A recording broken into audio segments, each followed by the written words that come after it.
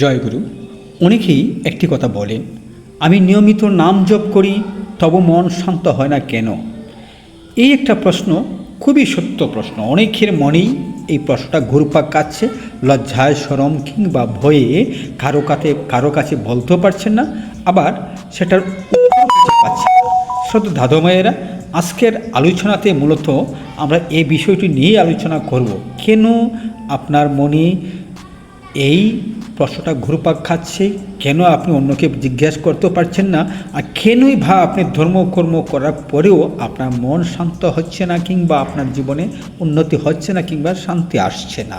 তো চলুন শুরু করি। তার আগে বলে রাখি, শ্রদ্ধেয় দাদা মায়েরা, যদি আপনি আমার চ্যানেলে নতুন হয়ে থাকুন তো অবশ্যই আমার চ্যানেলটি সাবস্ক্রাইব কিংবা ফলো করে যাবেন, একটা লাইক করে আমাদেরকে উৎসাহিত করবেন এবং কমেন্ট করে জানাতে ভুলবেন না আপনি কোথা থেকে দেখছেন।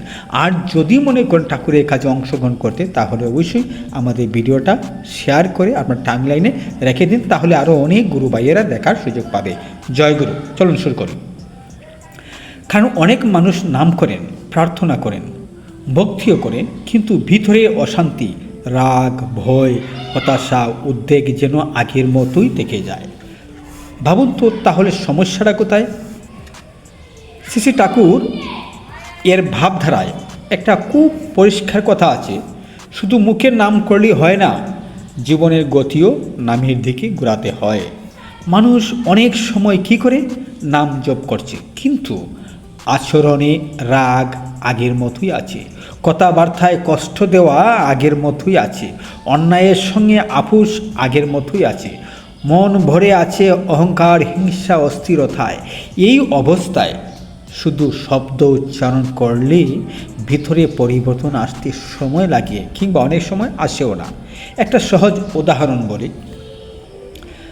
যদি কেউ ওষুধ খায় রোগ সারানোর জন্য, কিন্তু একই সঙ্গে এমন কাজ করে যা ডাক্তার তাকে নিষেধ করেছে, কিংবা যা করলে তার রোগ আরও বেড়ে যায়, তাহলে ভাবুন তো, ওষুধও কি কাজ করবে, নাকি দেরি হবে, নাকি মোটেই কাজ করবে না? সেটা আপনার বিবেককে প্রশ্ন করুন। নামও ঠিক তেমনি।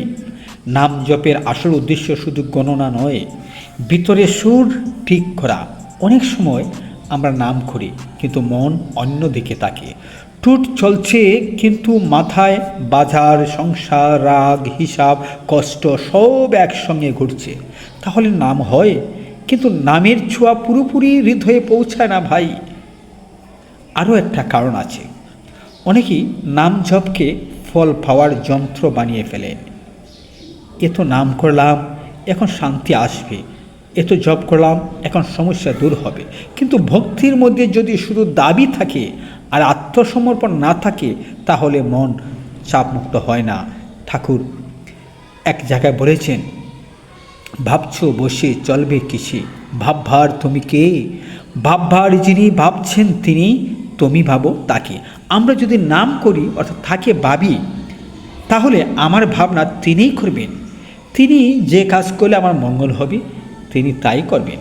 আমাকে ভাবতে হবে না আমার উন্নতির জন্য, বরং আমি ঠাকুরকে নিয়ে ভাবি, আমি নাম করি, ঈশ্বরকে ডাকি, তাহলেই আমার ভাবনা তিনি করবেন।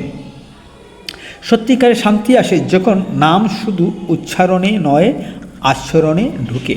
যখন কথা একটু নরম হয়, রাগ একটু কমে, অন্যকে দোষ দেওয়ার বদলে নিজের দোষ দেখা শুরু হয়, ভিতরে একটু সত্যতা জন্মায়, সেখান থেকেই শান্তি ধীরে ধীরে আসে।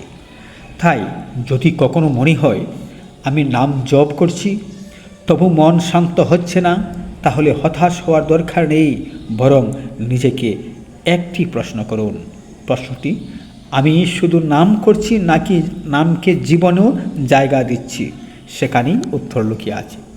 শুধু দাদা মায়েরা, নাম আপনারা দেখবেন বর্তমান ব্যবস্থায় অনেক লোক আছে মালা জপছেন, নাম করছেন, ঠুঠে হরে কৃষ্ণ মানে কথা বলছেন ঠিক, কিন্তু এরই ফাঁক দিয়ে আপনার সাথে কথাও বলছেন, আপনার সাথে সব সম্পর্ক বজায় রাখছেন, কিন্তু নামও জপছেন। আসলে এই ধরনের নামে কতটুকু ফলপ্রসূ হয়, সেটা প্রশ্নের সম্মুখীন অবশ্যই।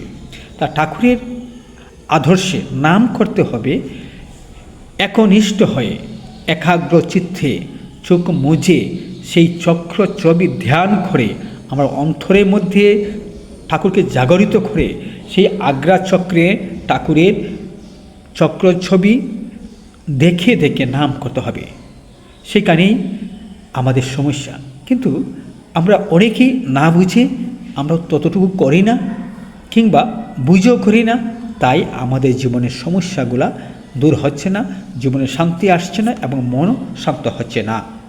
তো শ্রদ্ধেয় দাদা মায়েরা, ভিডিওটা বেশি দীর্ঘায়িত করব না।